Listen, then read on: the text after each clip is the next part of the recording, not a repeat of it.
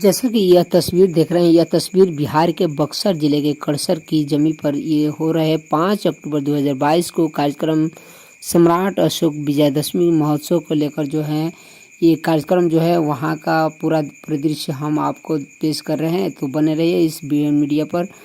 आप सभी से हमारी गुजारिश है कि यदि आप हमारे चैनल पर नए हैं तो इसे जल्द से जल्द सब्सक्राइब करें, लाइक करें, कमेंट्स करें और इसे ज़्यादा से ज़्यादा शेयर करें ताकि सबसे पहले और लेटेस्ट न्यूज़ आपको मोबाइल स्क्रीन पर सबसे तेज और सबसे पहले पहुंचे। खबरों का खिलाड़ी बीएन मीडिया पर आप बने रहिए। आगे हम दिखाते हैं अभिषेक बौद्ध। आसान नहीं होता, जिंदगी में कुछ पाना आसान नहीं होता, बिना संघर्ष कोई महान नहीं होता, और जब तक न पड़े एक हथौड़े की चोट एक पत्थर भी भगवान नहीं होता। विश्व को शांति का संदेश देने वाले, एशिया के किरणपुंज कहे जाने वाले तथागत गौतम बुद्ध को नमन करते हुए भारत में 84,000 स्तूप लगाने वाले, भारत में सर्वप्रथम पशु चिकित्सालय की स्थापना करने वाले, भारत में सर्वप्रथम देवानाथ पीढ़ी सम्राट अशोक जी को नमन करते हुए ऐसा चाहूं राज्य में जहां सवन को मिले अन्न, ऊंच नीच का भेद नहीं रहे, दास रहे परसान, जाति जाति में जाते हैं जो के ले का पाप, रैदास मानुष ना जुड़ सके जब तक जाति ना जात, जैसे समानता का भाव देने वाले संत शिरोमणि रविदास जी को नमन करते हुए कांकड़ पाथर चूनी के मस्जिद लियो बनाए ताकि ऊपर मुल्ला क्या बहरा हुआ खुदाए, जैसे खंड मुक्त जाति मुक्त भारत बनाने का संदेश देने वाले संत कबीर साहब को करते हुए विद्या बिना मती गई, विद्या बिना मती गई, मती बिना नीति गई, नीति बिना बीत गया, बीत बिना सूत्र गए कि नारों से शिक्षा की अलग जगाने वाले, भारत में सर्वप्रथम महिला महाविद्यालय की स्थापना करने वाले, चिकित्सालय, अनाथ आश्रम, सत्य स्वरक समाज के संस्थापक, अछूत के कोल गुलाम की जैसे लेखक रचना करने वाले महान राष्ट्रपिता ज्योतिराव फुले और माता सावित्रीबाई फुले को नमन, बौरों को कान देने वाले, गुरुओं को जुबान देने वाले, लंगड़ों को टांग देने वाले, गामी को वोट का अधिकार देने वाले, हिंदू कोड बिल के द्वारा महिलाओं को अधिकार देने वाले महामानव बाबा साहब डॉक्टर अम्बेडकर को नमन करते हुए 100 में 90 शोषित है, शोषितों ने ललकारा है, धन धरती और राजपाट पे 90 भाग हमारा है। अब की सावन भादों में गुड़ी कलैया कादों में नारा देने वाले भारत लेनिन जगदेव प्रसाद जी को नमन करते हुए 1942 के स्वतंत्रता सेनानी शीतल लोहार, अकली देवी, रामदास लोहार, रामदास सुनार, गोपाल कंकर, कपिल मुनि कहार, अंतुराम मांगू पासी जैसे तमाम क्रांतिवीर स्वतंत्रता सेनानियों को नमन करते हुए आज इस कार्यक्रम के अध्यक्षता कर रहे हमारे भंते धर्मपुत्र जी, इनके बारे में मैं क्या कहूँ, इनके बारे में बस ऐसा अनुमान लगा लीजिए कि इन्होंने इस धरती पे बुद्ध विहार बना करके पत्थर पे धूप उगाने का काम किया है। और आप लोगों से मैं आग्रह करूंगा इस बुद्ध विहार को आने वाले इस अशोकाष्टमी पे इस तरह से विकास किया जाए कि मनुवादी देखते रह जाए, उनका आंख फट जाए, इस तरह से सहयोग करना है। यहाँ पे इस तरह की व्यवस्थाएं करनी है कि आने वाले समयों में एक बहुत बड़ा ये पर्यटक स्थल बने।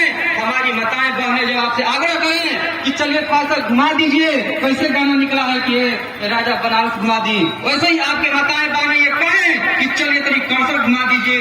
ऐसा पर्यटक स्थल बनाने का हम लोगों को काम करना है।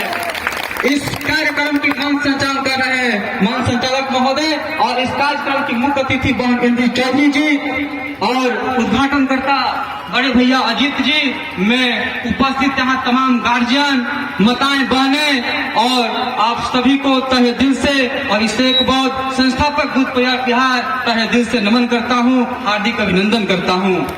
सम्मानित साथियों, आज का दिन अशोका विजयदशमी का दिन है। आज ही के दिन सम्राट अशोक ने बौद्ध धर्म का दीक्षा लिया था और आज ही का दिन दीक्षा भूमि नागपुर में बाबा साहब ने 14 अक्टूबर 1956 को भंते चंद्रमणि के द्वारा अपने 10 लाख अनुयायियों के साथ बौद्ध धर्म का दीक्षा लिया था। साथियों, मैं पूछना चाहता हूँ कि बाबा साहब ने बौद्ध धर्म को ही क्यों चुना? क्या किसी और धर्म में समानता मानवता नहीं था? क्या रीजन होगा? क्या कभी आपने विचार करने का प्रयास किया है?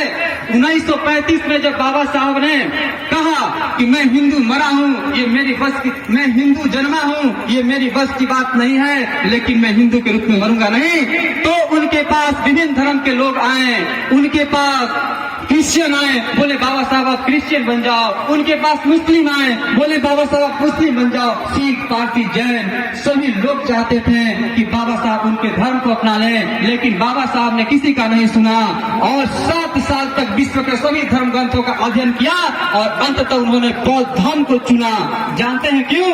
इसका एक ही सबसे बड़ा मूल कारण रहा है, बाबा साहब जातिवाद को इस देश से जड़ से समाप्त करना चाहते थे।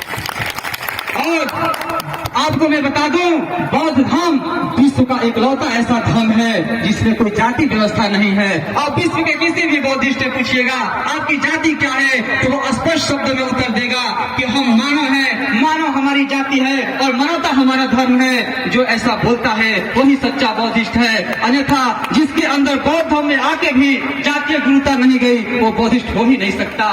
बौद्ध धर्म समानता की बात करता है। तथागत बुद्ध का क्या कहना, मानव मानव एक समान।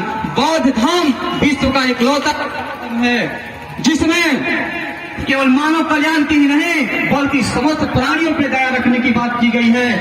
तथागत गौतम बुद्ध अपना प्रथम सील में कहते हैं बाकी बाता बेरवणी, तो तथागत गौतम बुद्ध ये कह रहे होते हैं कि हमें समस्त प्राणियों पर दया रखना है।